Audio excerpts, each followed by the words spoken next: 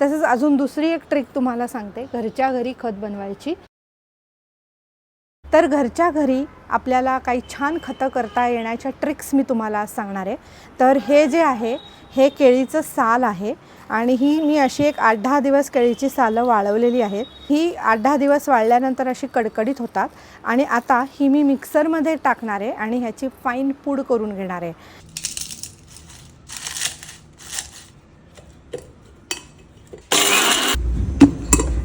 आणि ही बघा ही अशी एकदम फाईन पूड होते त्याची। आणि जर आपण अशीच जर केळीची सालं टाकली तरी चालतं, पण डिकम्पोज व्हायला खूप वेळ लागतो, म्हणून प्रिफरेबली ह्याची बारीक पूड करावी आणि मग ती कुंड्यांमध्ये टाकावी।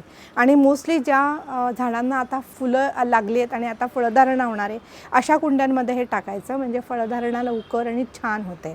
दुसरी पद्धत म्हणजे केळीच्या सालीचे असे बारीक तुकडे करायचे आणि ते डायरेक्टली मातीमध्ये पुरायचे, तरी देखील याचं छान खत बनतं आणि आपल्या झाडाला फायदा मिळतो। तिसरी पद्धत म्हणजे केळीच्या सालीचे बारीक तुकडे करून ते 2 दिवस पाण्यामध्ये भिजवून ठेवायचे आणि मग नंतर हे पाणी गाळून घेऊन थोडं डायल्यूट करून ते झाडांना द्यायचं।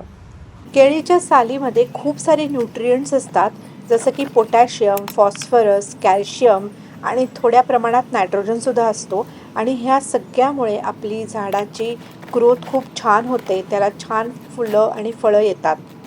तसंच अजून दुसरी एक ट्रिक तुम्हाला सांगते घरच्या घरी खत बनवायची, ती म्हणजे ही अंड्याची टरफलं आहे।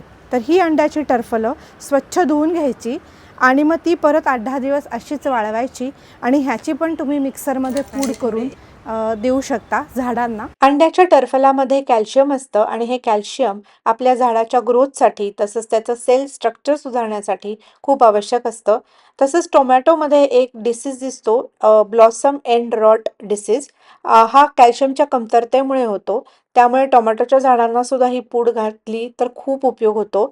तसंच या टरफलांमुळे काही प्रमाणात गोगलगाई किंवा स्नेल्स ह्या आपल्या झाडांपासून लांब राहतात।